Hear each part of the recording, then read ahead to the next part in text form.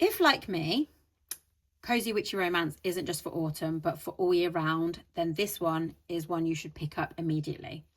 So Harriet Montgomery is living the socialite life in London. You know, arranged marriages, money, luxury, and endless expectations. Think British Gossip Girl. Think ugliness of the Upper East Side. Think Jack and Bart Bass.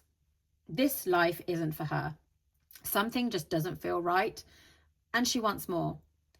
As it turns out, betrayal from her fiancé and a collection of family secrets are all it takes for her to realise that less really is more.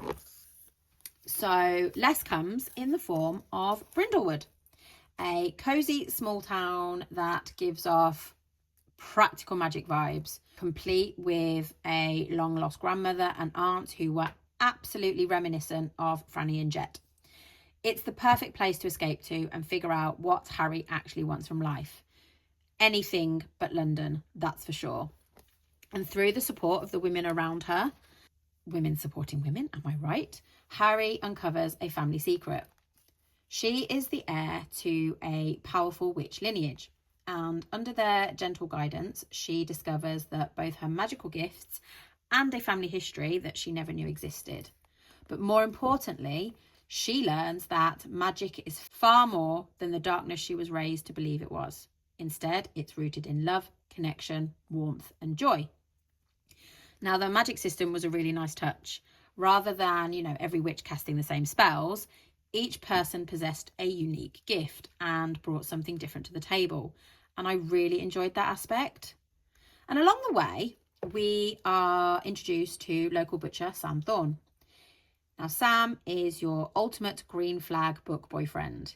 He gives golden retriever energy through and through. He's sweet, he's charming, he's calm, and he's considerate, and is always looking out for the people in his community. You also know, though, that he has the touch her and die energy when it comes to Harry. He will go absolutely feral for the people he loves. And the chemistry between them was exactly what I wanted. There was tension, there was sweetness, and there was genuine warmth. From the very first page, you're thrown straight into the action, and it just worked. This was a wholesome, lovely read, and there was always something happening to keep me turning the pages.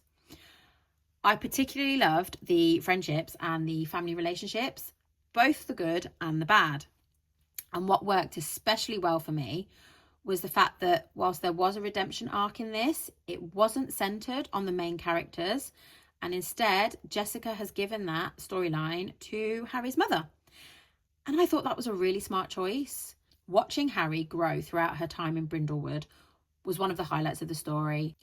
Seeing her process everything she's learned, embrace who she truly is, and find where she belongs reinforces that message that when you're surrounded by people who support you, anything is possible. And whilst this is the perfect autumnal read and a wonderfully witchy romantasy, it is so much more than that. It's cozy, sweet, funny, and full of heart. And I think Jessica's dedication says it all. For the reader, I hope you see the person you are right now and fall in love with yourself again, because the magic has always been within you this whole time. It's definitely a book you can enjoy any time of year, and one that deserves a place on your TBR. And I will certainly be keeping an eye out for book 2, and Jessica knows it.